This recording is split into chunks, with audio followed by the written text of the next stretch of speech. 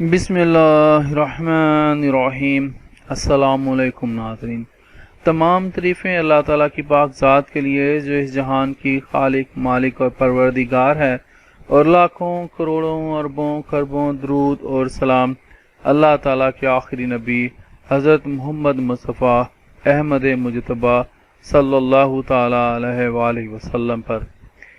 ناظرین، آج کی اس ویڈیو میں ہم لوگ راہداری ریمانڈ، جسے سفری ریمانڈ بھی کہا جاتا ہے اور انگلش میں اسے ٹرانزٹ ریمانڈ کہتے ہیں، اس کے بارے میں جانیں گے کہ یہ کیا ہوتا ہے، یعنی کہ اسے راہداری ریمانڈ سے کیا مراد ہے۔ تو اس سے پہلے میں ایک خبر آپ لوگوں کے ساتھ شیئر کروں گا، پھر ریمانڈ کے بارے میں آپ کو بتاؤں گا۔ تو چلتے ہیں ان سب کو جاننے کے لیے اگلی سلائیڈ پر۔ ناظرین، جناب خورشید شاہ کو گزشتہ روز 18 ستمبر کو نیب سکھر اور راول پنڈی کی ٹیم نے اسلام آباد میں مشترکہ کارروائی کرتے ہوئے گرفتار کر کے نیب راول پنڈی کے دفتر منتقل کیا تھا۔ ان کو احتساب عدالت کے جج محمد بشیر کے روبرو پیش کیا گیا۔ نیب نے خورشید شاہ کے 7 روزہ راہداری ریمانڈ کی استدعا کی، جس پر عدالت نے نیب ٹیم سے استفسار کیا کہ 7 روزہ راہداری ریمانڈ کا کیا کریں گے۔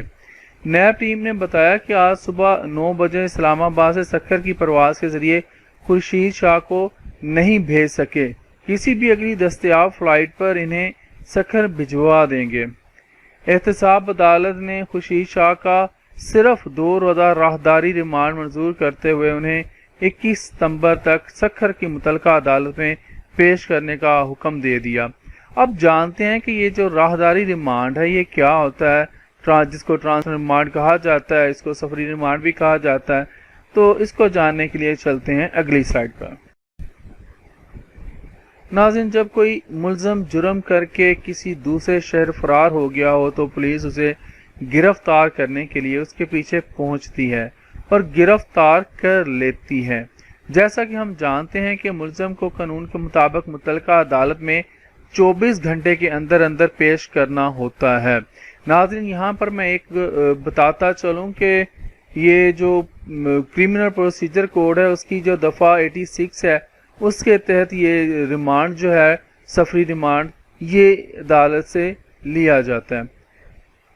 کیونکہ ملزم کو کسی دوسرے شہر سے گرفتار کیا گیا ہوتا ہے، اس لیے سفر زیادہ ہونے کی وجہ سے 24 گھنٹے کے اندر اندر واپس پہنچنا ممکن نہیں ہوتا، تو ایسی صورت میں ملزم کا سفری ریمانڈ لیا جاتا ہے۔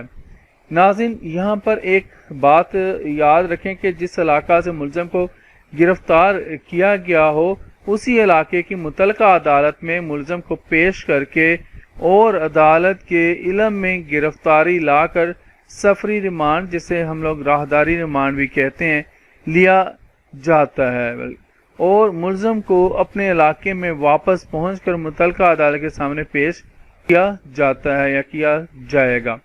تو ناظرین، آج کے لیے اتنا ہی۔ زندہ رہے تو پھر انشاءاللہ آپ سے اگلی ویڈیوز میں ملاقات ہوگی۔ اجازت دیجیے، اللہ حافظ۔